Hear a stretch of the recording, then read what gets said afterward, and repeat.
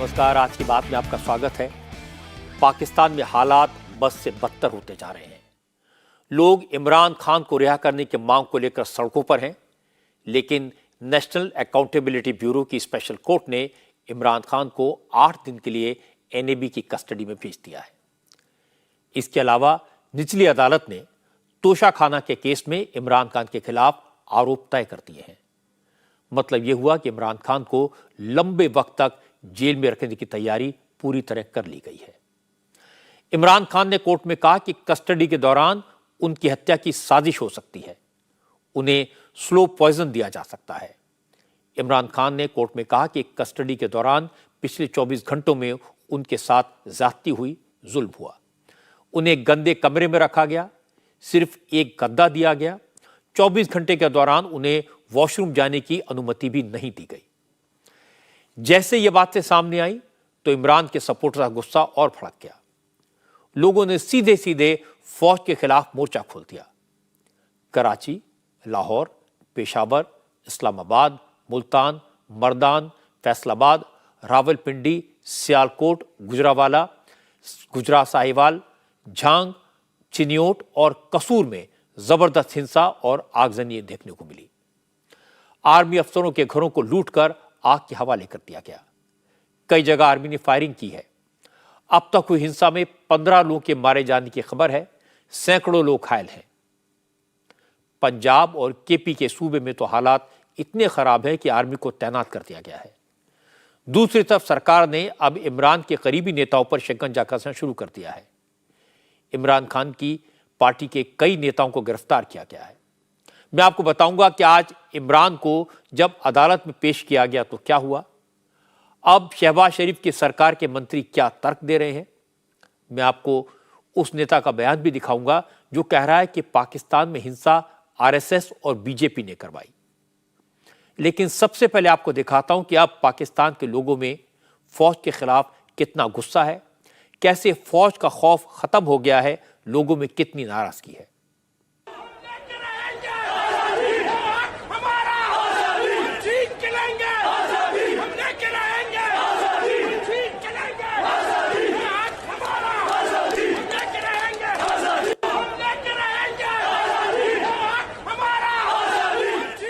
ये तस्वीरें पाकिस्तान के सूबे खैबर पख्तूनख्वा की राजधानी पेशावर की हैं। सबसे ज्यादा हिंसा और आगजनी खैबर पख्तूनख्वा में भी हुई है।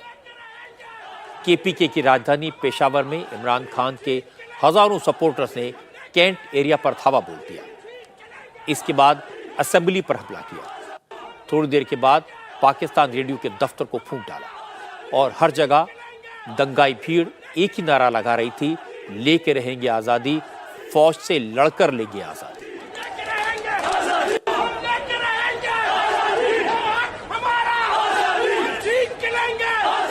पाकिस्तान में इमरान खान की पार्टी तहरीक इंसाफ की पहली सरकार खैबर पख्तूनख्वा सूबे में ही बनी थी।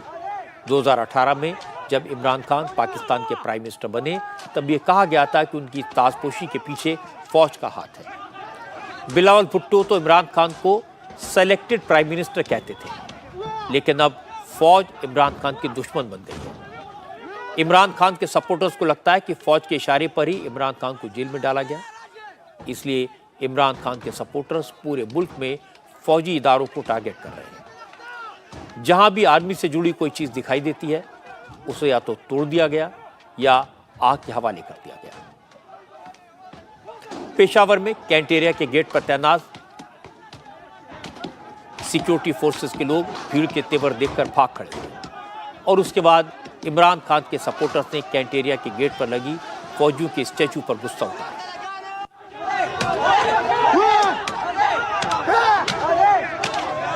गेट पर तोड़फोड़ करने के बाद इमरान के समर्थक कैंट एरिया में घुस गए। वहां मौजूद सुरक्षाकर्मी मैदान छोड़कर भाग चुके थे और इसके बाद भीड़ को रोकने वाला कोई नहीं था।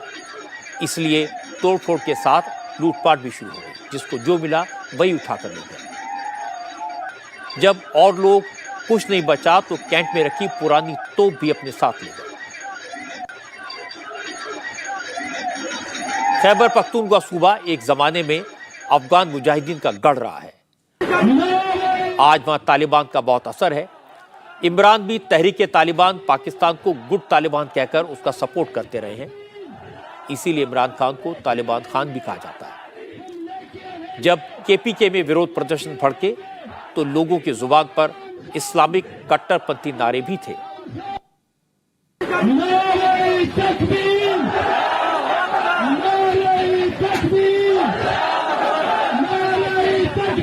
पाकिस्तान के 76 साल के इतिहास में आधे वक्त फौज का हुकूमत रही है। अब तक पाकिस्तान में किसी भी पॉलिटिकल पार्टी के नेताओं या आम लोग हों, फौज के खिलाफ कोई कुछ भी बोलने की हिम्मत नहीं करता था। लेकिन पहली बार ऐसा दिख रहा है कि लाखों लोग फौज के खिलाफ सड़कों पर उतर आए हैं। लोगों ने फौज के खिलाफ जंग का मोर्चा खोल दिया है। लोगों ने लाहौर में कोर कमांडर के घर को लूटने के बाद आग लगा दी। देश के कई हिस्सों में फौज की चौकियों को आग के हवाले कर दिया गया।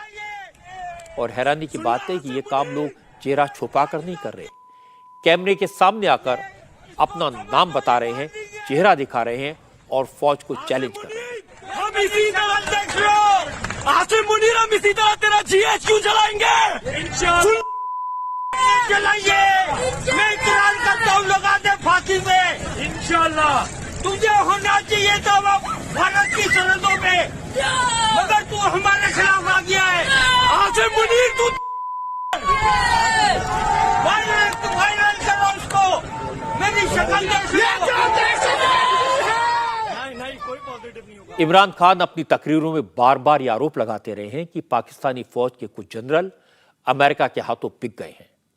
अब इमरान खान तो गिरफ्तार हो गए हैं, इसलिए उनके सपोर्टर्स, तहरीक इंसाफ पार्टी के वर्कर अपनी लीडर की भाषा बोल रहे हैं। फौज के खिलाफ, वर्दी वालों के खिलाफ वही नारे लगा रहे हैं जो कभी इमरान लगवाते थे।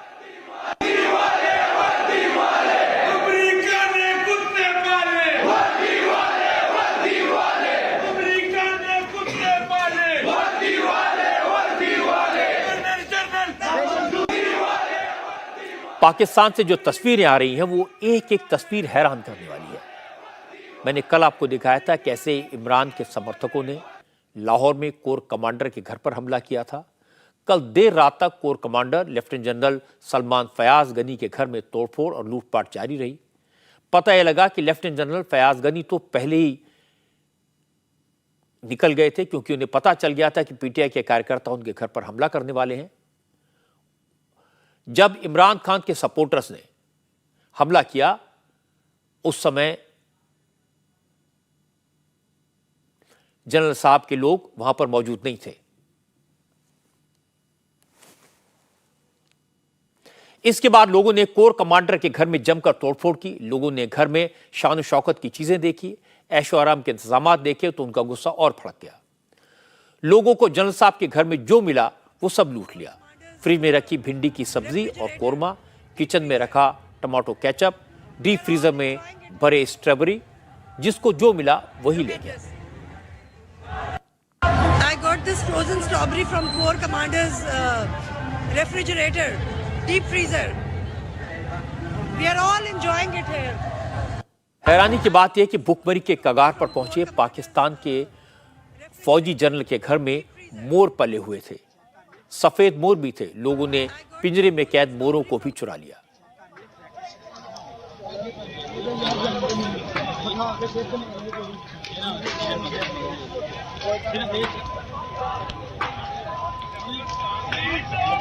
पाकिस्तानी आर्मी के कमांडर के घर में उसी तरह लूटपाट मची जैसे थोड़े दिन पहले श्रीलंका में देखी गई थी, जब भूखी नंगी जनता ने महल पर धावा बोल दिया था। उसी तरह महंगाई और आटे दाल चावल की किल्लत से परेशान लोगों के हाथ जो कुछ आया वही लेकर चलते फिरे। किसी ने मोर को लूटा तो कोई बतख ले गया, किसी के हाथ बटेर आया तो कोई तीतर उठा ले गया। कहाँ से लिए? ये कोर कमांडर हाउस से लिए, अवाम का पैसा है जो उन्होंने चोरी किया था, वो हम अपना पैसा वापस लेके गए हैं। ये क्या चीज है? ये मोर है। कितने मोर लिए आपने? हमने एक ही मोर लिया। ऐसा नहीं था कि लाहौर में कोर कमांडर के घर में लूट मचाने वाले भूखे गरीब तबके के लोग ही थे। कुछ लोग जनरल साहब के घर में रखी फाइल्स, महंगे पेन और स्टेशनरी भी अपने साथ ले गए और पूरे हक के साथ ले गए। कहा ये फौजी हमारे पैसे पर ऐश कर रहे हैं।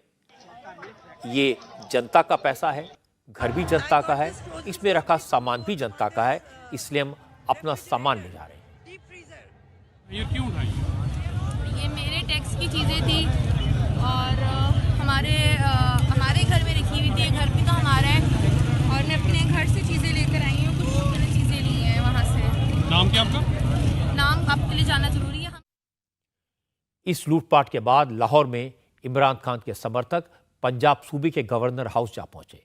वहां भी उन्होंने खूब लूटपाट की, फर्नीचर को आग लगा दी।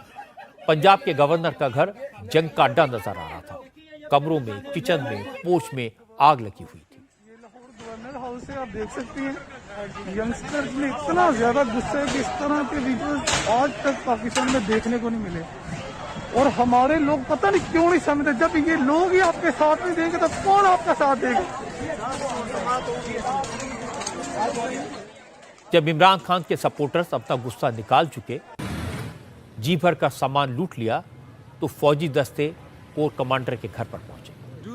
उन्होंने हवा में फायरिंग की, दंगाइयों को डराया धमकाया, तब जाकर फौज के एक लेफ्टिनेंट जनरल का बंगला खाली हुआ। पेशावर और लाहौर की कुछ तस्वीरें मैंने आपको दिखाई हैं, लेकिन इस वक्त पूरे पाकिस्तान का यही हाल है। नॉर्थ में खैबर पख्तूनख्वा सूबे के पेशावर, एबटाबाद, बरदान, मिंगोरा और कोहाट जैसे शहरों में आग लगी हुई है। ईस्ट में पाकिस्तान के सबसे पावरफुल सूबे पंजाब में हालात आउट ऑफ कंट्रोल हैं। लाहौर, रावलपिंडी, मुल्तान, सियालकोट, गुजरावाला, गुजरात, साहिवाल, झांग, चिन्योट, कसूर, फैसलाबाद, शेखपुरा, अटक और मियांवाली जैसे हर छोटे बड़े शहर में इमरान के सपोर्टर्स ने हंगामा मचा रखा है। विरोध प्रदर्शन दूसरे बड़े सूबे सिंध और बलूचिस्तान की कैपिटल क्वेटा में भी हो रहे हैं। लेकिन इमरान खान की गिरफ्तारी पर सबसे ज्यादा हंगामा, सबसे ज्यादा तोड़फोड़, सबसे ज्यादा वायलेंस, लूटपाट और आगजनी पंजाब और केपीके के सूबों में हो रही है। इमरान खान के सपोर्टर्स ने लाहौर में शहबाज शरीफ की पार्टी के दफ्तर को आग लगा दी। पाकिस्तान में इस समय शहबाज शरीफ और बिलावल भुट्टो की पार्टियों समेत 13 दलों के अलायंस की सरकार है, लेकिन इमरान समर्थकों के निशाने पर सबसे ज्यादा नवाज शरीफ और उनकी बेटी है। ये मेरा पुत्र है, ये मेरा पुत्र है, ये मेरा पुत्र है। चारों अगर इमरान खान दहशतगर्द है, चारों दहशतगर्द ने, मेरी मां दहशतगर्द है, मेरा प्यो दहशतगर्द है। छो इमरान खान नू और नवाज शरीफ निकल बाहर, दुपट्टा ले आ मुजरा करिए तेरे नाम। इमरान खान चोर है, चोर है, चोर है, चोर है, चोर है, चोर है, चोर है, चोर है। नवाज शरीफ चोर, नवाज शरीफ नहीं चोर, मरियम नवाज शरीफ चोर है। खैबर पख्तूनख्वा सूबे के एबटाबाद में पाकिस्तानी मिलिट्री एकेडमी है, जहां फौजी अफसरों को ट्रेनिंग दी जाती है। एबटाबाद अंग्रेजों के जमाने से ही आज़ादी से पहले बड़ा आर्मी कैंट रहा है। यहां फौज का सख्त पहरा रहता है। एबटाबाद में ही ओसामा बिन लादेन भी पाकिस्तानी फौज के पहरे में रहा करता था। लेकिन जब इमरान सपोर्टर्स ने एबटाबाद के कैंट एरिया पर हमला बोला, तो पूरी सुरक्षा व्यवस्था, पूरा सिक्योरिटी सिस्टम ध्वस्त हो गया। तहरीक इंसाफ के सपोर्टर धड़धड़ाते हुए एबटाबाद में पाकिस्तान मिलिट्री एकेडमी में घुस गए।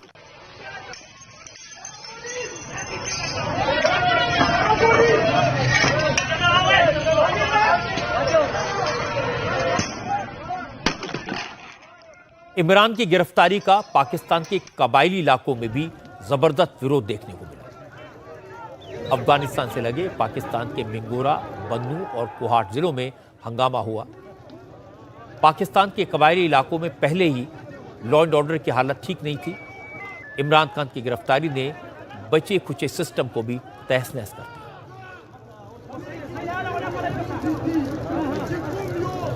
इस वक्त पेशावर की जो हालत है उसे देखकर लग रहा है कि शहर में कानून व्यवस्था नाम की कोई चीज नहीं बची।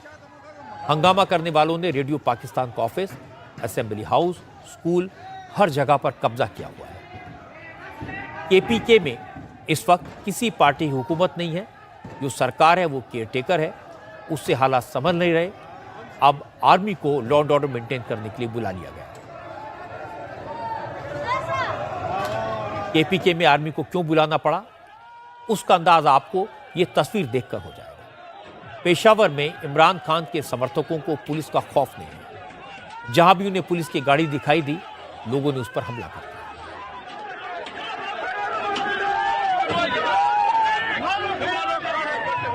इमरान खान का विरोध करने वालों ने पेशावर में जख्मी लोगों को ले जा रही एक एम्बुलेंस पर भी हमला किया।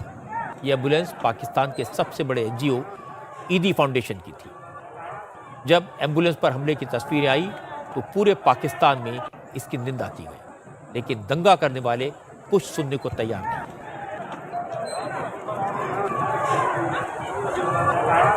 आज सुबह इमरान खान के सपोर्टर्स फिर से पेशावर कैंट में घुस गए।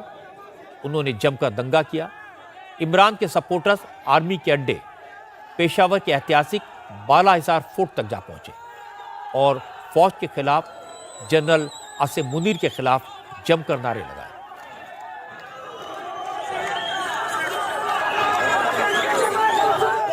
पेशावर में इमरान खान के सपोर्टर इतनी बड़ी तादाद में सड़कों पर उतरे कि पुलिस तो क्या, फौजी दस्तों के लिए भी दंगाइयों को संभाल पाना मुश्किल हो गया। इसीलिए ऐसा लग रहा है कि पाकिस्तान की फौज ने फिलहाल पांव पीछे खींच लिए हैं। तोड़फोड़ करने वालों पर सख्ती नहीं की जा रही। हालांकि कुछ जगह पुलिस ने भीड़ को काबू करने की कोशिश जरूर की, लेकिन नाकाम रही। हंगामा करने वालों पर टीयर गैस के शेल छोड़े गए, लेकिन इसका कोई असर नहीं हुआ, क्योंकि प्रोटेस्ट करने वाले पानी की बाल्टियां साथ लेकर आए थे। उन लोगों ने टीयर गैस शेल्स पर पानी डालकर उन्हें डिफ्यूज कर दिया। प्रदर्शनकारियों ने कुछ टीयर गैस शेल्स वापस पुलिस की तरफ फेंक दिए, जिसके कारण पुलिस को ही पीछे हटना पड़ा।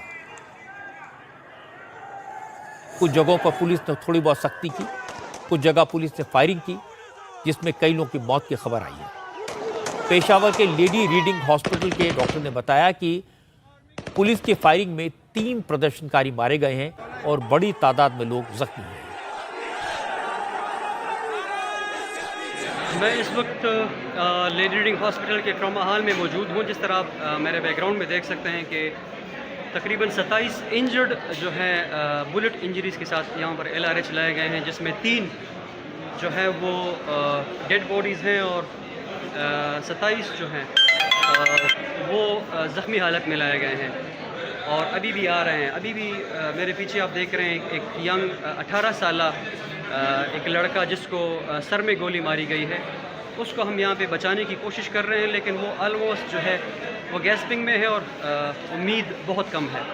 तो ये अपडेट्स हैं। 27 ज़ख्मी लाए गए हैं और 3 जो है उसके अलावा डेड बॉडीज़ जो हैं वो लाई गई हैं। जब दोपहर तक हालात काबू में नहीं आए तो पाकिस्तान के पंजाब, खैबर पख्तूनख्वा और बलूचिस्तान सूबों में फौज सड़कों पर उतारी गई। फौज के दस्ते लॉ एंड ऑर्डर मेंटेन करने के लिए सड़कों पर गश्त करने लगे। पता यह लगा है कि फौज को टॉप लेवल से साफ डायरेक्शन दी गई है, अगर हालात बिगड़े तो जो भी जरूरी हो वो कदम उठाए जाएं। इसके बाद कुछ शहरों में फौज के जवान एक्शन में दिखे। लाहौर में जब एक लड़की ने जवानों को चैलेंज किया तो उसे बाल पकड़कर घसीटा गया। इसी तरह रावलपिंडी में भी आर्मी के जनरल हेडक्वार्टर के गेट पर हथियारबंद जवान तैनात कर दिए गए हैं और जवानों को फायरिंग के आदेश दे दिए गए। लाहौर में भी आर्मी ने बड़ी सख्ती की और कोर कमांडर के हेडक्वार्टर को दंगाइयों से खाली करा दिया। अगर हम पाकिस्तान के नक्शे पर देखें तो इमरान खान के सपोर्टर्स कहां कहां हंगामा कर रहे हैं, इसकी जानकारी मिलेगी। ज्यादातर इलाके पंजाब और खैबर पख्तूनख्वा के नजर आते हैं। इसके अलावा सिंध की राजधानी कराची और हैदराबाद शहरों में भी हिंसा हुई है। पाकिस्तान में यह हंगामा दिन भर चला। पुलिस और पब्लिक की झड़प अकेले पंजाब सूबे में 150 से ज्यादा जगहों पर हुई और पुलिस वाले जख्मी हुए। 25 गाड़ियों को आग लगा दी गई और 14 सरकारी इमारतों को जला दिया गया। पुलिस ने इमरान खान के 1000 से ज्यादा सपोर्टर्स को गिरफ्तार किया। अब कमान पाकिस्तान की फौज के हाथ में है। पाकिस्तानी फौज ने एक बयान जारी करके कहा कि कल का दिन पाकिस्तान की तारीख में ब्लैक डे था। आर्मी की तरफ से जारी बयान में कहा गया कि अब तक फौज ने बहुत ही संयम से काम लिया है। फौज को गालियां देने वालों, फौजी इदारों पर हमला करने वालों की गुंडागर्दी को बर्दाश्त किया है, लेकिन अब बहुत हो चुका। अब अगर किसी ने कानून हाथ में लेने की कोशिश की तो आर्मी उसे बख्शेगी नहीं। आर्मी दंगाइयों से सख्ती से निपटेगी। लेकिन पाकिस्तान तहरीक इंसाफ के नेता मुल्क भर में अपने सपोर्टर्स को जमा कर रहे हैं। आपसी बातचीत में बता रहे हैं कि उन्होंने फौज के कितने ठिकानों पर हमला किया। इमरान खान की पार्टी के नेता इन हमलों के जरिए अपनी ताकत दिखा रहे हैं। इसके अलावा पेशावर, लाहौर, सियालकोट और रावलपिंडी के पास फैजाबाद में इमरान खान की पार्टी ने रैलियां की और अपना सपोर्ट दिखाया। दिन भर हिंसा के बाद जब 2 सूबों में हालात काबू करने के लिए आर्मी को बुला लिया गया तो शहबाज सरकार के पावर मिनिस्टर मीडिया के सामने आए। मंत्री खुर्रम दस्तगीर ने कहा कि इमरान खान एक फासिस्ट गिरोह के सरगना है। यह संगठन 2014 से पूरे पाकिस्तान में वायलेंस कर रहा है और कानून तोड़ने का काम कर रहा है। इस बार तो इमरान के गिरोह ने सारी हदें पार कर डाली। आज 100 साल बाद पाकिस्तान में पाकिस्तान की कौम को, पाकिस्तान के आइन को, जमहूरियत को, वफाक को एक फाशिस्ट जत्थे का सामना है जिसकी क़यादत महाफाशिस्ट इमरान खान कर रहे हैं। और इस फाशिस्ट जत्थे ने पाकिस्तान में इस तरह की तोड़ फोड़ की है, फसाद पैदा किया है, जिसकी गालिबन हिंदुस्तान को भी 76 सालों में जुर्रत नहीं हुई थी। यही लोग थे, यही फाशिस्ट जत्था था जिसने 100 से जायद इस्लामाबाद पुलिस के अहलकारों को जदोकोब किया, जख्मी किया, हड्डियां तोड़ी। एसपी इस्मतुल्लाह जनेजो आपको याद होंगे, उनको अस्पताल भिजवाया। यही फाशिस्ट जत्था था जो डंडे लेकर पाकिस्तान टेलीविजन पर काबिज हुआ था। यही फाशिस्ट जत्था था जिसने पार्लियामेंट के जंगले तोड़े थे। और यही फाशिस्ट महाफाशिस्ट था जिसने जबरदस्ती जो है इस जत्थे के वो लोग जो पुलिस ने गिरफ्तार किए थे उनको वहां से जेल तोड़कर गिरफ्तारी से निकाला था।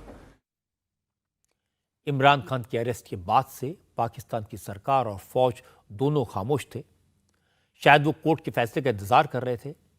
आज जब कोर्ट ने इमरान खान की गिरफ्तारी को कानूनी तौर पर वैध बता दिया, उसके बाद फौज और सरकार दोनों एक्टिव हुए। असल में आज इमरान खान को कोर्ट में पेश किया गया। इमरान को कल से इस्लामाबाद की पुलिस लाइन में रखा गया था। आज पुलिस लाइन को एक दिन के लिए कोर्ट का दर्जा दे दिया गया और यहीं पर एनएबी की स्पेशल कोर्ट लगी, क्योंकि अदालत ले जाने पर इमरान खान की सुरक्षा को खतरा हो सकता था। एनएबी ने कोर्ट से इमरान खान के लिए 14 दिन का रिमांड मांगा, लेकिन कोर्ट ने 8 दिन का रिमांड मंजूर किया। इमरान खान के लिए दूसरी बुरी खबर यह आई कि सरकारी खजाने यानी तोशा खाने से आज कोर्ट में पेशी के दौरान इमरान खान ने कहा कि उन्हें धीमा जहर देकर मार दिया जाएगा, उनके साथ बुरा सलूक किया जा रहा है, उन्हें गंदे कमरे में रखा गया है, पीने के लिए साफ पानी तक नहीं दिया गया, 24 घंटे तक वॉशरूम जाने की इजाज़त नहीं दी गई। इमरान खान ने कहा कि उनकी हत्या की साजिश हो रही है, लेकिन कोर्ट ने उनकी बात अनसुनी कर दी और 8 दिन के रिमांड पर भेज दिया। इमरान की पेशी के बाद उनकी पार्टी के वाइस प्रेसिडेंट शाह महमूद कुरैशी ने भी जेल में इमरान खान की हत्या होने की आशंका जताई। हमें जो आज सबसे बड़ा खदशा लाहक है वो ये है कि इमरान खान आज उनकी कस्टडी में है जिनसे उनकी जान को खतरा था, और ये बड़ी तशवीश वाली बात है और इसलिए एक इज़्तिराब की कैफियत कारकुनों में पाई जाती है। दूसरा, पंजाब हुकूमत ने आज फौज की तैनाती के लिए रिक्विजिशन की है। मैं हैरान हूं, जब सुप्रीम कोर्ट के चीफ जस्टिस 14 मई के इंतखाबात के लिए सिक्योरिटी पर्सनल तलब करते हैं तो आके ब्रीफ किया जाता है कि क्योंकि मुल्क की अंदरूनी सिक्योरिटी के चैलेंजेस ऐसे हैं कि फौज की तैनाती नहीं हो सकती। लेकिन आज हैरानकुन बात यह है कि पंजाब के लिए पूरी फौज की तैनाती का ऐलान और दरखास्त की गई है। ये एक बहुत बड़ा तजाद है और मैं समझता हूं कि चीफ जस्टिस साहब को इसका फौरी नोटिस देना चाहिए। शाह महमूद कुरैशी का इशारा सीधे तौर पर पाकिस्तानी फौज की तरफ था, क्योंकि पाकिस्तान में सबको पता है कि इमरान खान को पाकिस्तानी फौज के ऑर्डर पर ही आईएसआई के प्लान से गिरफ्तार किया गया। इसीलिए इमरान की पार्टी के नेताओं के सुर बदल रहे हैं। इमरान खान के एक और करीबी नेता फवाद चौधरी ने सुप्रीम कोर्ट में इमरान की गिरफ्तारी को चैलेंज किया है, मगर वहां उनकी सुनवाई नहीं हुई, जिसके बाद फवाद चौधरी ने कहा कि फौज से तो उनका कोई झगड़ा ही नहीं है, ये फसाद तो शहबाज शरीफ की हुकूमत करवा रही है। गिरफ्तारी फौज की मर्जी से हुई या नहीं हुई, हमने देखा कि पीडीएम की गवर्नमेंट ने सारा ब्लेम फौज के ऊपर डाल दिया और खुद दरमियान में निकल गए। जहां के सियासी लड़ाई सियासी जमातों के दरमियान रहनी चाहिए थी, उसको पीडीएम की हुकूमत ने इस्तेमाल किया है अवाम और फौज को आपस में एक दूसरे के सामने खड़ा करने के लिए। तहरीके इंसाफ और इमरान खान और जुल्फकार अली भुट्टो में एक बुनियादी फर्क है। पीपल्स पार्टी के या जुल्फकार अली भुट्टो के जो फॉलोअर थे 70 में, वो सारे गरीब तरीन लोग थे। इमरान खान के जो फॉलोअर हैं, तहरीके इंसाफ के जो फॉलोअर हैं, वो गरीब तरीन लोगों से लेके अपर मिडिल क्लास हैं। लेकिन पाकिस्तानी फौज ने फवाद चौधरी की तरफ से की गई दोस्ती की पेशकश से साफ इनकार कर दिया। पाकिस्तान की फौज की तरफ से जारी एक बयान में इमरान खान की गिरफ्तारी को कानूनी कार्रवाई कहा गया। आईएसपीआर ने एक बयान में कहा कि फौज के नाम पर सियासत चमकाने वाले बेनकाब हो चुके हैं। जो कहते हैं वो फौज का सम्मान करते हैं, वही अपने सपोर्टर्स को आर्मी के हेडक्वार्टर पर, कमांडर्स के घर पर और कैंट में हमलों के लिए उकसाते हैं। फौज ने कहा ऐसे लोगों से सख्ती से पेश आया जाएगा और फौरन कार्रवाई भी शुरू हो गई। इमरान खान के करीबी उस्मान डार को, former finance minister Asad Umar को गिरफ्तार कर लिया गया है। शहबाज शरीफ की पार्टी ने इमरान खान और उनके सपोर्टर्स के खिलाफ एक्शन को जायज ठहराया। इंफॉर्मेशन मिनिस्टर मरियम औरंगजेब ने कहा कि जो भी कानून हाथ में लेगा, हुकूमत उसके साथ सख्ती से निपटेगी। बिल्कुल करेंगे कंट्रोल। जो कानून हाथ में लेगा वो ना पाकिस्तानी है ना पाकिस्तान का शहरी है। जो गवर्नमेंट की एस्टैब्लिशमेंट्स को, जो बिल्डिंग्स को आग लगाएगा, उसका कानूनी रास्ता मौजूद है और उनको बिल्कुल कंप्लीट जीरो टॉलरेंस है on any of such act. इनको क्या पता कि बनाना क्या होता है, डेवलप करना क्या होता है, मुल्क की एसेट्स क्या होते हैं। ये जो सामने आता है उसको आग लगा दो, जला दो, क्योंकि इमरान खान को करप्शन केस के अंदर अरेस्ट कर लिया। ये क्या रवैया है? ये प्लान करके उन इंस्टॉलेशन के ऊपर, उन लोगों के घरों के ऊपर, रेडियो पाकिस्तान की बिल्डिंग पेशावर में इन्होंने आग लगाने की कोशिश की। उसका जो बैक फ्रंट यार्ड है वो सारा इन्होंने आग लगाया। तो कल ये लीडर्स जो आज बोल रहे हैं वो क्यों नहीं बाहर आए और क्यों नहीं इन्होंने कहा कि ये हमारे लोग नहीं है, इनको रोका जाए, इनको रोकने के लिए कोई ऐलानात किए जाए? कुछ नहीं। आज सुबह जब सब कुछ हो गया, आग लग गई। हमारा मुल्क है ना, आपका मुल्क है, हमारा मुल्क है, इनका मुल्क है। तो आपने अल कादिर ट्रस्ट के अंदर आपसे सवाल पूछे जा रहे हैं कि आपने ट्रस्ट बनाया, अपनी और अपनी एहलिया के ट्रस्ट रजिस्टर कराया, उसके बाद आपके ऊपर लैंड 450 कनाल ट्रांसफर हुई, उसके अंदर डोनेशंस आई, वो किधर है? और वो जो ट्रस्ट था वो आपने, आपके मिनिस्टर्स ने साइन किया, आपको ट्रांसफर हुआ, आपने उसमें पैसे लिए, वो किधर है पैसे? आज नवाज शरीफ की पार्टी के नेताओं ने यह कहना भी शुरू कर दिया कि इमरान खान के पैर में चोट नहीं लगी थी, वो सिर्फ बहाना बना रहे थे, जानबूझकर व्हील चेयर पर चलते थे।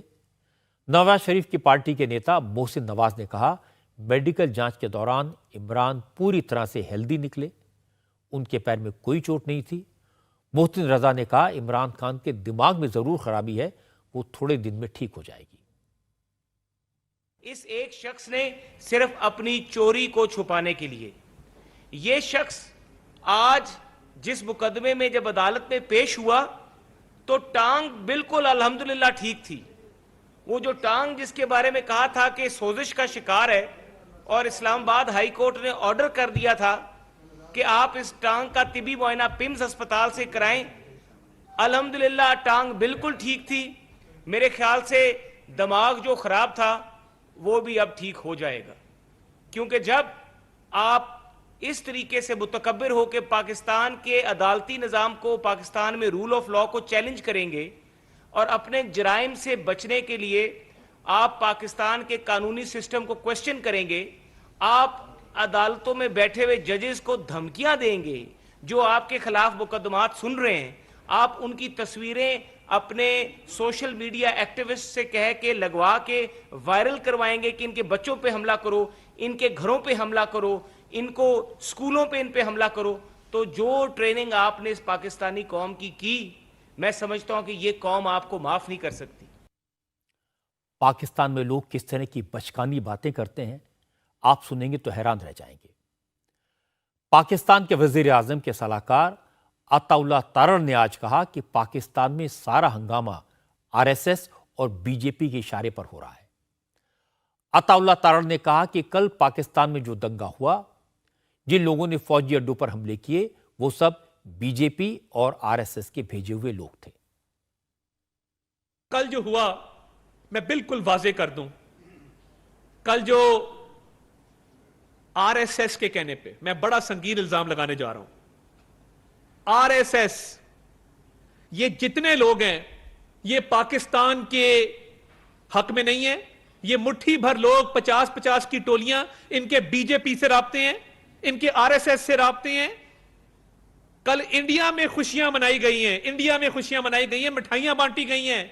कल बीजेपी ने, आरएसएस ने इंडिया के अंदर खुशियां मनाई हैं कि कोर कमांडर के घरों तक ये लोग गए हैं 50-50 की टोलियों में। इनको कुचलना कोई प्रॉब्लम नहीं है, इनको निस्तो नाबूद करना कोई प्रॉब्लम नहीं है।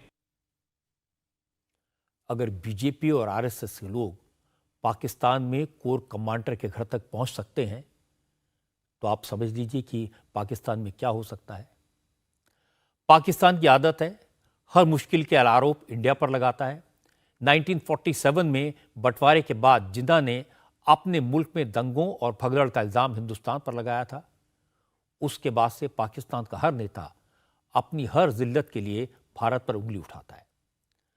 आज जम्मू कश्मीर के former chief minister Farooq Abdullah ने पाकिस्तान के हालात पर चिंता जताई और कहा कि पाकिस्तान में प्राइम मिनिस्टर्स को जेल में डालने, उनकी हत्या की शुरुआत तो पहले वजीर आजम लियाकत अली खान से ही शुरू हो गई थी। अगर पाकिस्तान में इंस्टेबिलिटी फैलती है तो ये भारत के लिए चिंता की बात है। Tragedy of Pakistan for a long time. Unfortunately, Pakistan की तो ये लंबे समय से त्रासदी रही है। बदकिस्मती से आज़ादी के बाद से ही उनका इतिहास बेहद उथल पुथल भरा रहा है। पहले वजीर आजम लियाकत अली खान साहब का भी कत्ल हुआ था। पाकिस्तान में हत्याओं का लंबा इतिहास रहा है। प्रधानमंत्री जुल्फिकार अली भुट्टो को भी फांसी दे दी गई थी। उनकी बेटी बेनजीर भुट्टो की भी हत्या कर दी गई थी। हमारी बदकिस्मती यही है कि अगर पाकिस्तान में अस्थिरता फैलती है तो ये हमारे लिए खतरनाक होगा। अब हम सब डरे हुए हैं, इसमें कोई शक नहीं। एक अस्थिर पाकिस्तान किसी भी पड़ोसी मुल्क के लिए अच्छा नहीं है। सारी दुनिया ये देखकर हैरान है कि जिस फौज का पाकिस्तान में खौफ था, जिसके खिलाफ आवाज उठाने की किसी में हिम्मत नहीं होती थी, अब लोग उस पर हमला कर रहे हैं, उसके कोर कमांडर्स के घर में घुसकर तोड़फोड़ कर रहे हैं। पाकिस्तान के लोग शायद जानते हैं कि इमरान खान की गिरफ्तारी फौज और आईएसआई का काम है।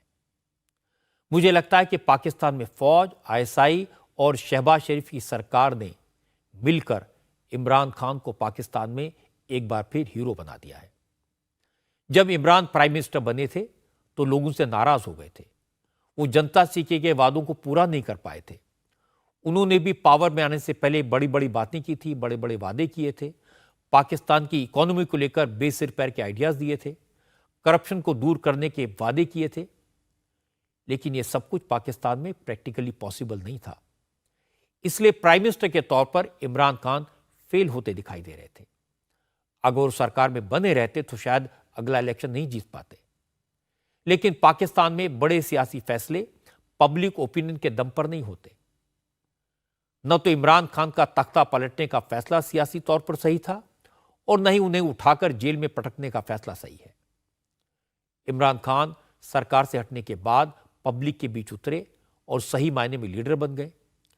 अरेस्ट होने से पहले वीडियो में जो बात उन्होंने कही वो पाकिस्तान के लोगों के दिलों में उतर गई। लोग इमरान खान के लिए मरने मारने को तैयार हो गए। इस एक वीडियो ने इमरान को पाकिस्तान का मसीहा बना दिया। पाकिस्तान की सड़कों पर उतरे लाखों लोग इस बात का सबूत हैं। जो लोग फौज से टकराने को तैयार हैं, गोली खाने को तैयार हैं, जिनके चेहरों पर कोई खौफ नहीं है, ये सब लोग आने वाले वक्त में इमरान के लिए बहुत बड़ी ताकत बन जाएंगे। ये लोग आने वाले वक्त में इमरान खान के बहुत काम आएंगे। और अचरज की बात है कि ये बात न तो पाकिस्तान की फौज को दिखाई दे रही है और न सरकार में बैठे शहबाज शरीफ और उनके दोस्तों को। पाकिस्तान के बाद अब रुख करते हैं देश की खबरों का।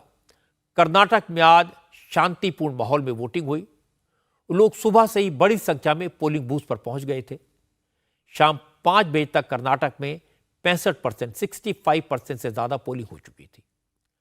फाइनल फिगर करीब 70% तक पहुंचेगा। वोटिंग के लोगों में जबरदस्त उत्साह दिखाई दिया। नेताओं ने चुनाव से पहले टोने टोटके आजमाए। कोई मंदिर में पूजा अर्चना करके वोट डालने पहुंचा, कोई हवन करके पोलिंग बूथ पर गया। किसी ने गाय को गुड़ चना खिलाकर वोट डाला। डीके शिव कुमार खुद ऑटो चलाकर पोलिंग बूथ तक गए और सब ने अपनी अपनी जीत के बड़े बड़े दावे किए। हालांकि हार जीत का फैसला 13 मई को होगा, लेकिन जो एग्जिट पोल आए हैं उससे कांग्रेस के नेता बड़े खुश हैं। इंडिया टीवी सीएनएक्स की एग्जिट पोल के नतीजों में कांग्रेस को कर्नाटक में लीड मिलती दिखाई दे रही है।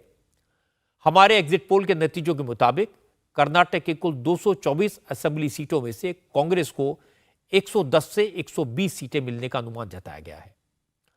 कांग्रेस को पिछली असेंबली इलेक्शन की तुलना में 35 सीटों का फायदा होता दिखाई दे रहा है।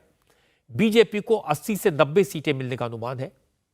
2018 के चुनाव के मुकाबले बीजेपी को 19 सीटों का नुकसान होता हुआ दिखाई दे रहा है। एग्जिट पोल में जेडीएस को 20 से 24 सीटें मिलने की संभावना है। जेडीएस को 15 सीटों का नुकसान हो सकता है, जबकि दूसरी छोटी पार्टियों और इंडिपेंडेंस के खाते में 1 से 3 सीटें जा सकती हैं। अब एग्जिट पोल के नतीजों के आधार पर वोट शेयर को देखें तो बीजेपी को 36% वोट मिलता दिखाई दे रहा है। बीजेपी को 2018 में भी 36% वोट मिले थे, लेकिन एग्जिट पोल में कांग्रेस का वोट शेयर पिछले चुनाव के मुकाबले 4% बढ़ने की संभावना दिखाई गई है। कांग्रेस को 42% वोट मिल सकते हैं और जेडीएस का वोट शेयर 16% होगा। जेडीएस को 2% वोटों का नुकसान होता हुआ दिखाई दे रहा है। हालांकि एग्जिट पोल के नतीजों से बीजेपी के नेता थोड़े मायूस जरूर हैं, लेकिन उन्होंने हार नहीं मानी है। कर्नाटक के चीफ मिनिस्टर बसवराज बोम्मई ने कहा, नतीजे का इंतजार कीजिए, बीजेपी बड़े आराम से पूर्ण बहुमत हासिल करेगी। Exit polls are exit polls, and even these exit polls are going very close finish. So, but our information on ground is very clear that we are going to get 100% complete majority, comfortable majority, and the real poll results will be there on 13th. I think everybody should wait till 13th. No, exit polls are exit polls. It can't be 100%. And there will be plus or minus 5% variations in all polls. That is it's in the bracket. So that can change the whole scenario. Exit poll तो बहुत सारे हुए हैं। अगर सारे exit polls को मिलाकर पोल of poles का नतीजे देखें तो उसमें कांग्रेस को साफ मेजॉरिटी मिलती दिखाई दे रही है। लगभग सारे सर्वे ये तो बता रहे हैं कि बीजेपी बहुमत से पीछे है, जबकि कांग्रेस को हर सर्वे में या तो मेजॉरिटी मिलती दिखाई दे रही है या वो उसके बहुत करीब है। पोल ऑफ पोल्स के नतीजे में बीजेपी को 80 से 84 सीटें मिलती दिखाई दे रही हैं और कांग्रेस बहुत आगे है। कांग्रेस को 110 से 118 सीटें मिलती दिखाई दे रही हैं। जेडीएस को 22 से 26 और अन्य के हिस्से में 2 से 4 सीटें आती दिखाई दे रही हैं। दूसरी तरफ कांग्रेस अध्यक्ष मल्लिकार्जुन खड़गे ने कहा, उन्हें तो पहले से ही भरोसा है कि इस चुनाव में कांग्रेस को जीत मिलेगी। खड़गे ने कहा कि वोटिंग के दौरान लोगों के जो रिएक्शन उन्हें मिले उससे उनका भरोसा और बढ़ गया। लोगों का एंथुसियाज्म देखने के बाद मुझे ये लग रहा है कि मेरी पार्टी फुल मेजॉरिटी में आने के पूरे सभी लक्षण हैं, तो हम जीतेंगे और भारी बहुमत से जीतेंगे। लेकिन बीएस येदियुरप्पा ने कहा कि कांग्रेस को भी खुश होने की जरूरत नहीं है। 13 मई को जब नतीजे आएंगे तो कांग्रेस के नेताओं को मायूसी हाथ लगेगी, क्योंकि बीजेपी को पूर्ण बहुमत मिलेगा। According to me, we are going to get absolute majority. The question of Hangam Assembly does not arise at all. At that time, the national leadership is going to take decision. According to me, we are going to get 115 to 117 seats. So that's why I am telling you that the question of joining with the JDS at present does not arise. Let us see after the election result over, then we will take appropriate decision. Our national leadership is going to take decision. Karnataka Congress के अध्यक्ष DK Shivkumar ने भी बता दिया कि कांग्रेस को कितनी सीटें मिलेंगी। डीके शिवकुमार का दावा है कि एग्जिट पोल कांग्रेस को कम सीटें दे रहे हैं। उन्हें पूरा यकीन है कि कांग्रेस को 146 से ज्यादा सीटें मिलेंगी। My first reaction is I don't believe these numbers because all surveys are telling different numbers. I stand by my number. I will cross 146. There is no doubt in it. I know the work what we have done. We have not slept for a day. And the people also have confidence on us. They want a change in Karnataka, for a better Karnataka, for a progressive Karnataka, for a corruption-free Karnataka. And it is a global Karnataka. People are highly educated, they are looking at the larger interests because the double engine has failed. Karnataka के मामले में कहना बड़ा मुश्किल है कि exit poll कितने सही साबित होंगे। जब कोई इलेक्शन क्लोजली कॉन्टेस्टेड होता है तो किसी के लिए भी अंदाजा लगाना मुश्किल हो जाता है। 2018 में भी कर्नाटक में कांटे की टक्कर थी, किसी को भी बहुमत नहीं मिला था और सारे ओपिनियन पोल गलत साबित हुए थे। इस बार भी ऐसा हो तो हैरानी नहीं होनी चाहिए। हालांकि इस बार के चुनाव में कुछ बातें नई हैं। एक तो पहले जेडीएस बड़ा फैक्टर होती थी, कॉन्टेस्ट को ट्रायंगुलर बना देती थी। इस बार वो इतना बड़ा फैक्टर नहीं है। इस बार ज्यादातर सीटों पर बीजेपी और कांग्रेस की सीधी टक्कर है। पिछली बार के मुकाबले कांग्रेस में इस बार बदलाव दिखाई दिया। इस चुनाव में कांग्रेस ने अपने नेताओं की लड़ाई को ठीक से मैनेज किया, लेकिन बीजेपी इस बार अपने नेताओं की आपसी लड़ाई को मैनेज नहीं कर पाई। उनकी जंग खुलकर सामने आई। दूसरी बात, कांग्रेस पहले दिन से बड़ी क्लियर थी कि लोकल इश्यूज पर चुनाव लड़ना है। कांग्रेस में शुरुआती दौर में कोई कंफ्यूजन नहीं था, लेकिन बाद के दौर में बीजेपी ने बाजी पलटी। जैसे ही कांग्रेस ने पीएफआई और बजरंग दल को इक्वेट करने की गलती की, चुनाव में बजरंग बली की एंट्री हुई और कांग्रेस बुरी तरह कंफ्यूज हो गई। इलेक्शन का मेन इशू बदल गया। कांग्रेस की दूसरी बड़ी प्रॉब्लम यह है कि उसके पास न तो नरेंद्र मोदी जैसा कैंपेनर है, न मोदी जैसा करिश्मा। जब मोदी चुनाव के कैंपेन में उतरते हैं तो रैली करें या रोड शो, हवा बदल देते हैं। मोदी ने इस चुनाव में भी जी तोड़ मेहनत की, लेकिन कांग्रेस के main campaigner Rahul Gandhi reluctant campaigner नजर आए। लोग कहते हैं कि ज्यादातर लोग आखिरी 2-3 दिन में फैसला करते हैं और मोदी के कैंपेन ने उन आखिरी दिनों में फैसला करने वालों पर असर डाला। लेकिन कोई नहीं कह सकता कि ऊंट किस करवट बैठेगा, इसलिए 13 मई का इंतजार करना चाहिए। 13 मई को सुबह 6 बजे से आप इंडिया टीवी पर कर्नाटक चुनाव के शुरुआती रुझान और नतीजे देख पाएंगे। इंडिया टीवी के सभी रिपोर्टर्स ग्राउंड से आप तक डायरेक्ट रिपोर्ट पहुंचाएंगे। बहुत सारे एक्सपर्ट्स हमारे साथ होंगे। 224 सीटों के पल पल का हाल आप तक पहुंचे, इसके लिए हमने विशेष इंतजाम किए हैं। 13 मई नतीजे का दिन है। सुबह 6 बजे से आप कर्नाटक के रुझान और रिजल्ट का एक अपडेट सबसे पहले देख पाएंगे इंडिया टीवी पर। कर्नाटक में चुनाव खत्म हो गया और अब प्रधानमंत्री नरेंद्र मोदी ने राजस्थान में कैंपेन शुरू कर दिया। राजस्थान में आज मोदी ने कांग्रेस पर कैसे अटैक किया, यह मैं आपको दिखाऊंगा एक ब्रेक के बाद।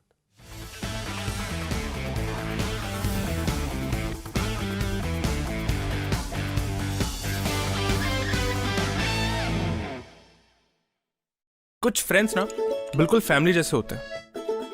मेरा flatmate just like my mom. कपड़े आज धोएगा या अगले साल? हेलमेट। ओए उठा। इसीलिए ना आई गॉट अस एयरटेल का फैमिली प्लान। 2 कनेक्शंस सिर्फ 599 में। मतलब वे बेटर देन अलग अलग रिचार्ज ना। सुन, नाश्ता बनाऊं? फ्रेंड्स हो या कॉलीग्स, सबके लिए है Airtel family plan. Also available for real families. सदियों से जिस एलोवेरा से लोग थे अनजान, हमने किया उस पर वैज्ञानिक अनुसंधान और ये पाया कि पतंजलि एलोवेरा जेल से 3 से 7 दिन में पिंपल्स, रिंकल्स, डार्क सर्कल ठीक हो जाते हैं। व रैशेज, इचिंग व स्किन इरिटेशन में तो इंस्टेंट बेनिफिट मिलता है और आपकी स्किन रहती है एवर यंग। जब हमारे इमर्सिव लर्निंग से बच्चे क्लासरूम को एक एक्साइटिंग एक्सपीरियंस बनाएंगे, तो आप अपना बचपन फिर एक बार जीना तो चाहेंगे ही, बट सॉरी, क्योंकि बचपन सिर्फ एक बार आता है। ओरिएंट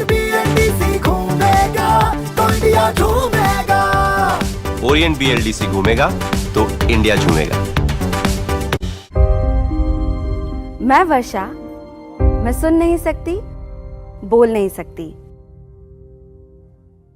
पर इस मंच का हर पल में एंजॉय करती हूँ। हर सवाल और हर जवाब को समझ सकती हूँ।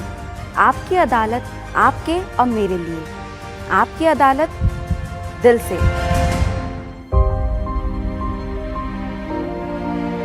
तो आइए शुरू करते हैं आज का मुकदमा आपकी अदालत में। अब खास लोगों के लिए आपकी अदालत की स्पेशल स्ट्रीमिंग इंडिया टीवी के YouTube चैनल पर। ना पक्ष ना विपक्ष, सिर्फ निष्पक्ष, बेबाक सवालों और संवादों का मुकाबला शाम 5 बजे सिर्फ इंडिया टीवी पर।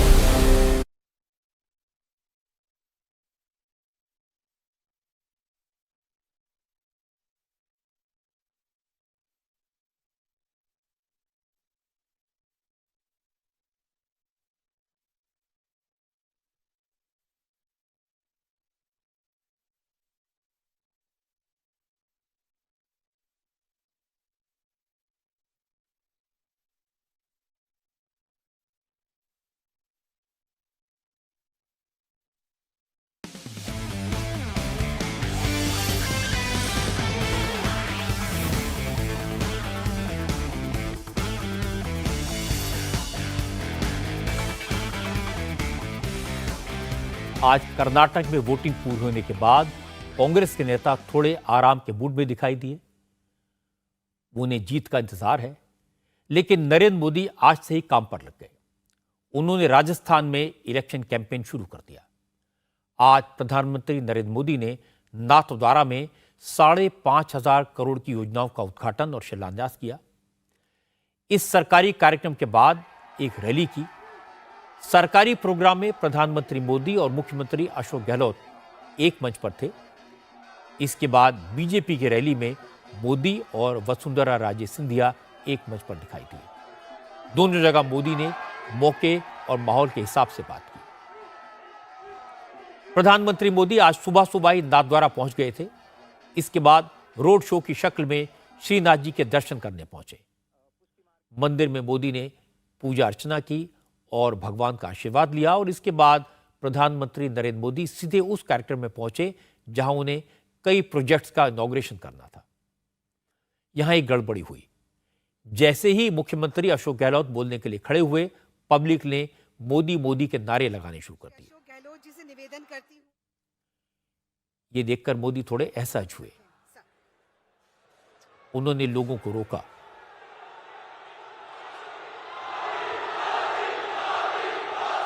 और फिर मोदी ने मंच पर बैठे सीपी जोशी से कहा कि नारेबाजी बंद करवाइए। मोदी के हाव भाव देखकर नारेबाजी बंद हो गई। माननीय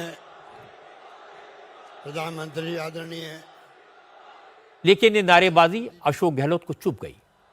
उनके भाषण से ये बात झलकी। गहलोत ने कहा कि लोकतंत्र में विपक्ष का सम्मान भी जरूरी है। विपक्ष के बिना सत्ता पक्ष का क्या मतलब है। गहलोत ने कहा, पहले राजस्थान के लोग सोचते थे कभी उनका राज्य भी गुजरात की तरह तरक्की करेगा, लेकिन अब ग्रोथ इंडेक्स में राजस्थान दूसरे नंबर का राज्य बन गया है। गहलोत ने कहा, उनकी प्रधानमंत्री से अपील है कि राजस्थान के जो पेंडिंग प्रोजेक्ट्स हैं उन्हें जल्दी से जल्दी मंजूरी दी जाए।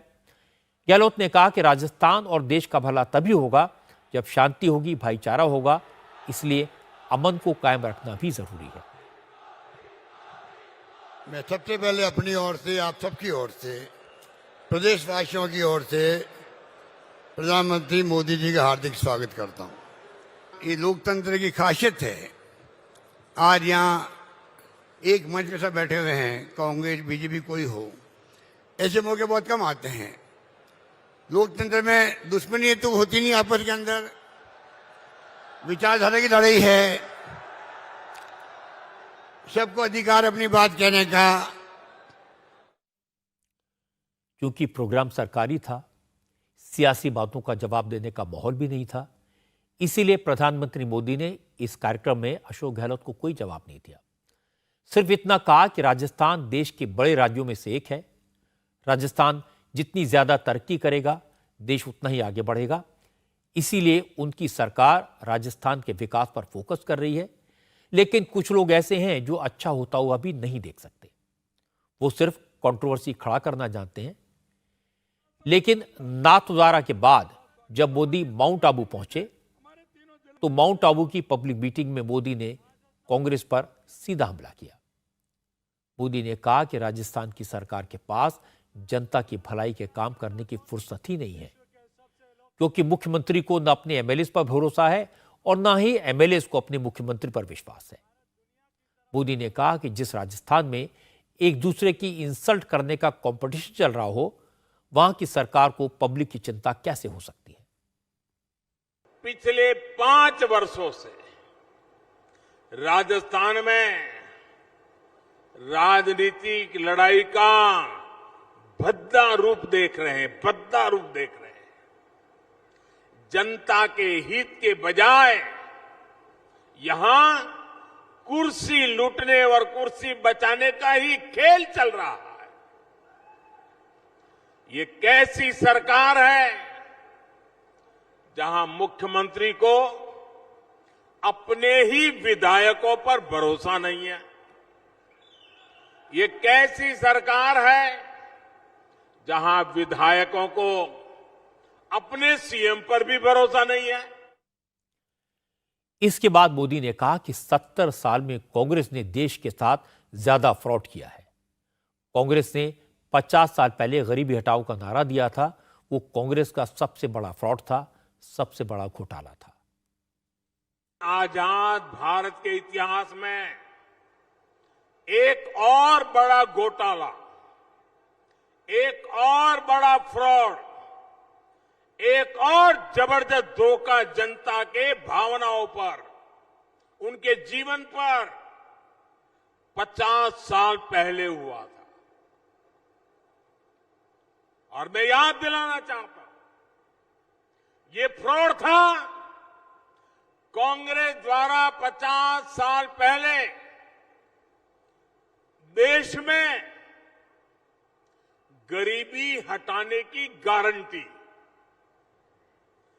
कांग्रेस की हर गारंटी के साथ कांग्रेस के नेता और अमीर हो जाते हैं और देश का नागरिक और गरीब हो जाता है। नरेंद्र मोदी जब सरकारी कार्यक्रम में होते हैं तो वो प्रधानमंत्री की भूमिका में रहते हैं, और जब बीजेपी के कार्यक्रम में पहुंचते हैं तो कैंपेनर के रोल में तब्दील हो जाते हैं। ये तब्दीली आज राजस्थान में देखने को मिली। सरकारी कार्यक्रम में उन्होंने मुख्यमंत्री अशोक गहलोत को अपने पास बिठाया, अपना दोस्त बताया, उनकी तारीफ भी की। लेकिन थोड़ी देर बाद जब वो बीजेपी की पब्लिक मीटिंग में पहुंचे तो मोदी ने पायलट और गहलोत की तकरार को इशू बनाया, कांग्रेस को फ्रॉड करने वाली पार्टी बताया। यही नरेंद्र मोदी की खासियत है। एक चुनाव का कैंपेन पूरा होता है और वो दूसरे की तैयारी में जुट जाते हैं। राजस्थान के बाद अब उनका अगला दौरा मध्य प्रदेश में होगा।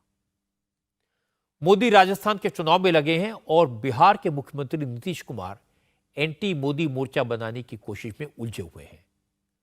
कल वो उड़ीसा के चीफ मिनिस्टर नवीन पटनायक से मिले थे, आज झारखंड के चीफ मिनिस्टर हेमंत सोरेन से मिले और कल मुंबई जाकर उद्धव ठाकरे और शरद पवार से मिलेंगे। लेकिन कल की मुलाकात में नीतीश कुमार को मायूसी हाथ लगी थी।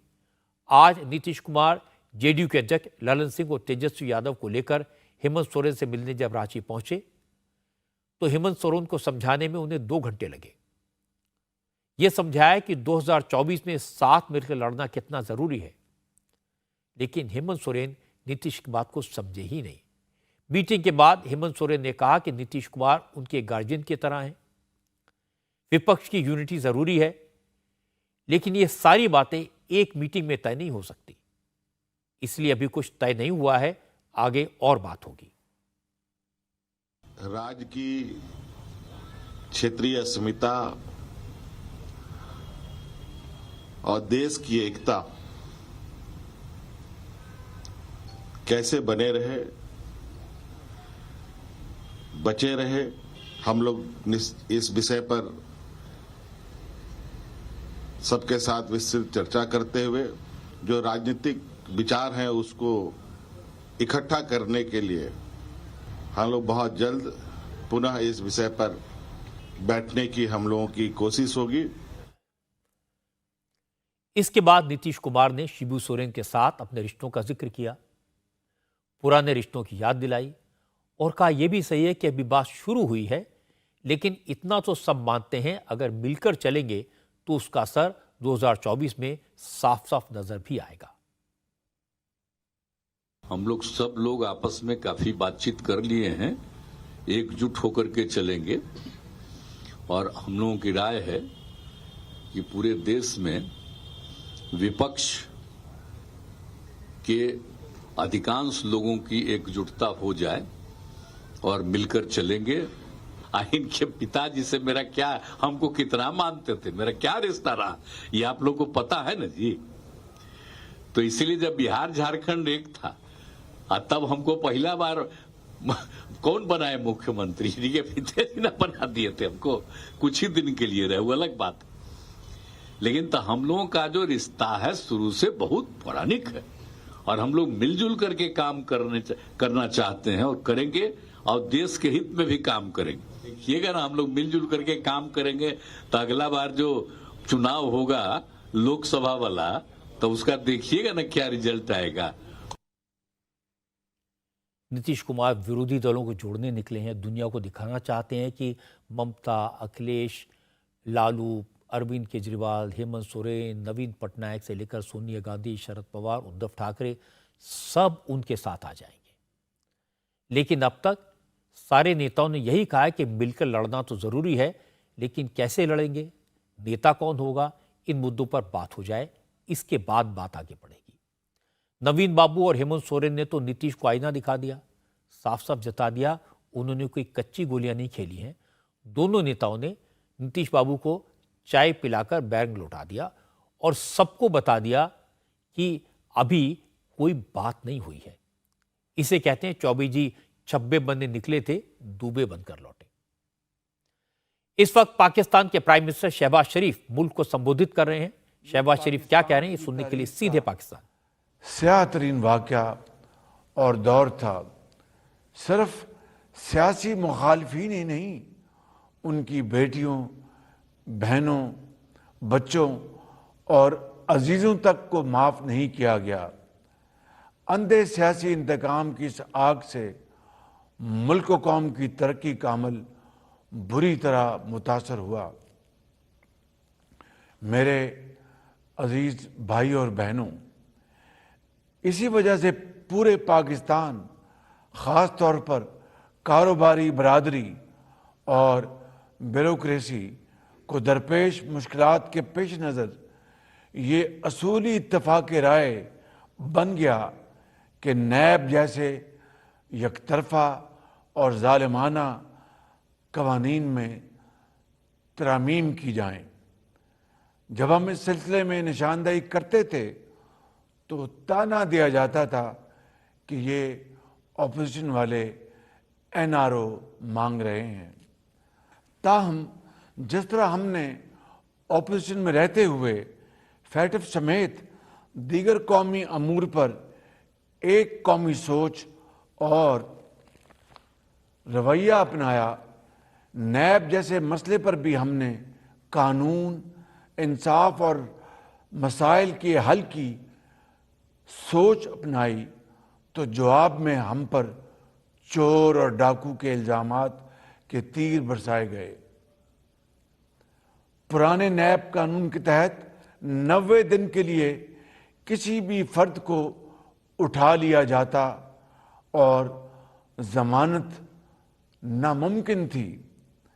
इस जालिमाना नैब कानून में हमने तरमीम कराई, रिमांड की मुद्दत 90 दिन से कम करके कानून के मुताबिक सिर्फ 15 दिन कर दी। यही कानून आला अदलिया के फैसलों की रोशनी में मुनसिफाना अमल ठहरा। ये हमारी नेक नीति का अल्हम्दुलिल्लाह मुंह बोलता सबूत है कि आज नैब तरमीम का सबसे पहला बेनिफिशरी यानी जिसको फ़ायदा हुआ है उसका नाम है इमरान नियाज़ी। मैं ये भी बात वाज़े करता चला जाऊं कि हम और हमारे साथी आज भी नैब की पेशियां भुगत रहे हैं। हम पर जो इल्ज़ामात लगाए गए थे उनमें से एक भी साबित नहीं हुआ। ये अल्लाह ताला का बेपाया फजलो करम है जिसका जितना शुक्र अदा करें वो कम है। और पाकिस्तान ही नहीं बरतानिया से भी तहकीकात करवाई गई। 40 साल का रिकॉर्ड खंगाला गया और खुदा के फजलो करम से मशहूर ज़माना बरतानिया की नेशनल क्राइम्स एजेंसी ने हमें क्लीन चिट दी। ये हमारी इज़्ज़त नहीं थी, ये पाकिस्तान के 22 करोड़ अवाम की इज़्ज़त में इजाफा हुआ। मेरे अजीज़ अहले पाकिस्तान, हमने कभी अदालत कानून का सामना करने से इनकार नहीं किया। हमने शदीद तहफ़्फ़ुज़ात और एतराज़ात के बावजूद भी कानून का सामना किया। कानून और अदालत के सामने पेश होते रहे।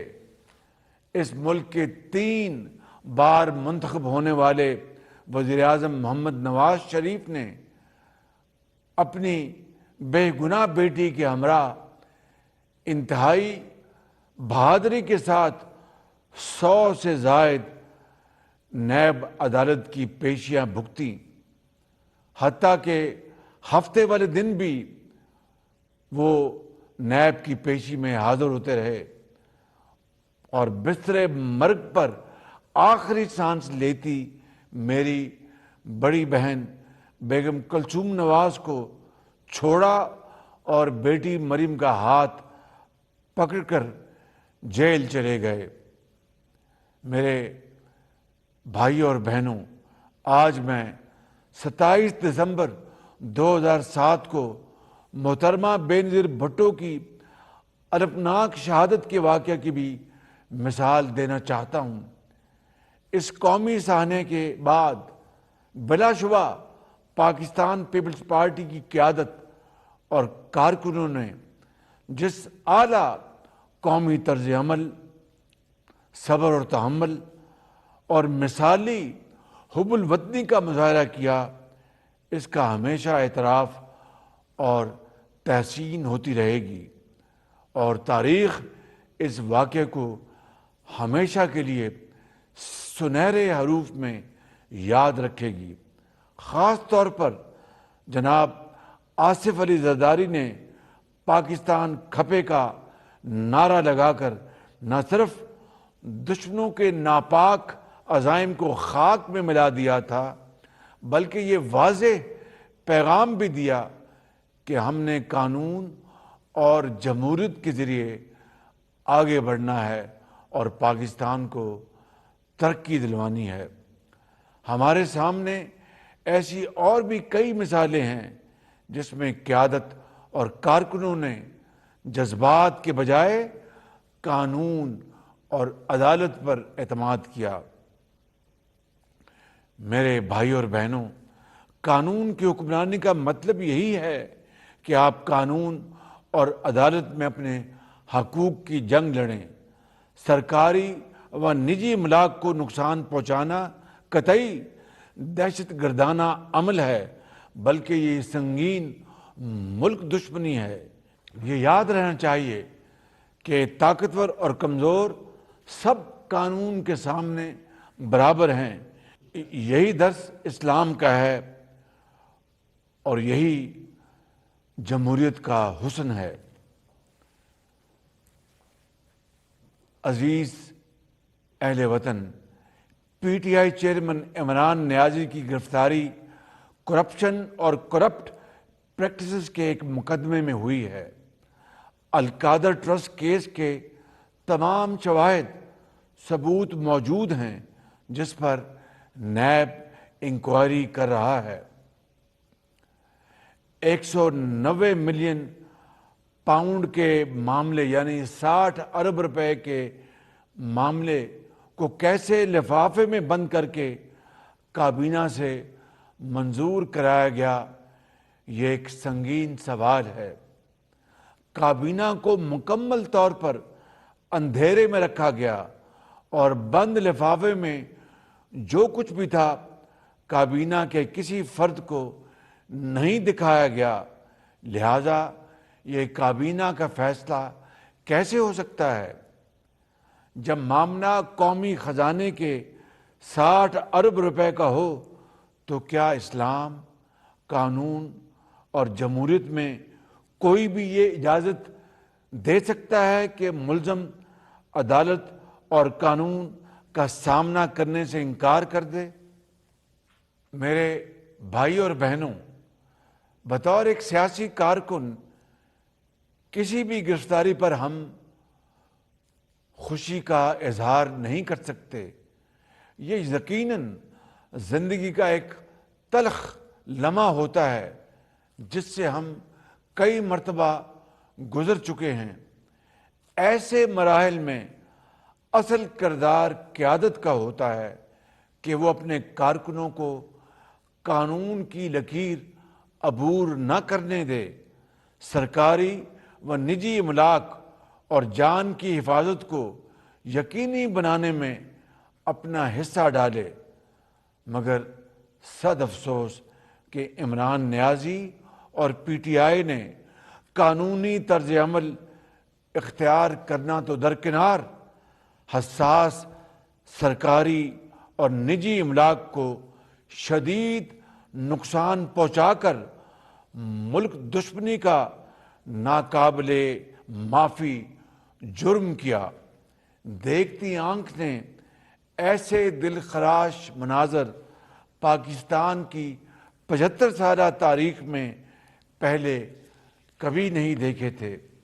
अवाम को सड़कों और गाड़ियों में महसूर किया और उनकी जिंदगियों को खतरे में डाला। हत्ता के एम्बुलेंस से मरीजों को निकालकर उनकी गाड़ियों को आग लगा दी। निजी व सरकारी गाड़ियों को जलाया गया। सवात मोटरवे को जलाया गया।